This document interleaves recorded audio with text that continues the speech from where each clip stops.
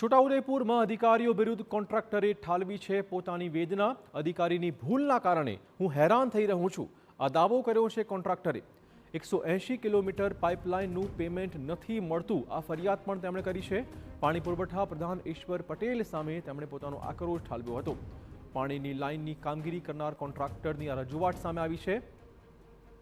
ઉલ્લેખનીય છે કે થોડા દિવસ પહેલા વડોદરાના 5 ધારાસભ્યોએ અધિકારીઓ વિરુદ્ધ સીએમને રજૂઆત કરી હતી। હજુ તેનો કોઈ ઉકેલ નથી આવ્યો। તેવામાં હવે કોન્ટ્રાક્ટરે પણ પોતાની વેદના ઠાલવતા અધિકારીઓ વિરુદ્ધ આક્રોશ ઠાલવ્યો છે। આ બનાવ છોટાઉદેપુરના નસવાડીથી સામે આવ્યો, જ્યાં પાણી પુરવઠા પ્રધાન ઈશ્વરભાઈ પટેલ નસવાડીમાં પાણી પુરવઠા યોજનાની સમીક્ષા માટે પહોંચ્યા હતા અને તે સમયે ત્યાં હાજર કોન્ટ્રાક્ટરે પોતે કરેલા સરકારી કામકાજના નાણાં અધિકારીઓ ચૂકવતા ન હોવાના આક્ષેપ સાથે રોષ ઠાલવ્યો હતો। સાંભળો કોન્ટ્રાક્ટરે પ્રધાન સમક્ષ વ્યક્ત કરેલો આક્રોશ તેમના શબ્દોમાં।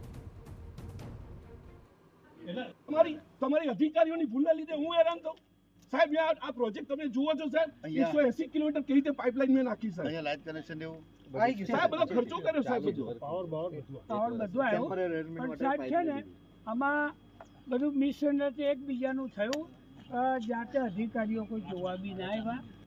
ના સાહેબ, મિસઅન્ડરસ્ટેન્ડિંગ કહું સાહેબ। અહીંયા હાજર સંખેડાના ધારાસભ્ય અધિકારીઓનો બચાવ કરતા પણ જોવા મળ્યા અને કહ્યું કે અધિકારી અને કોન્ટ્રાક્ટર વચ્ચે ગેરસમજ થઈ છે। સાથે કહ્યું હતું કે કોઈ અધિકારી કામગીરી જોવા આવ્યા જ નથી। ત્યારે હવે જોવું રહેશે કે કોન્ટ્રાક્ટરે કહેવા પ્રમાણે તેના બાકીના નાણાં ક્યારે ચૂકવવામાં આવે છે।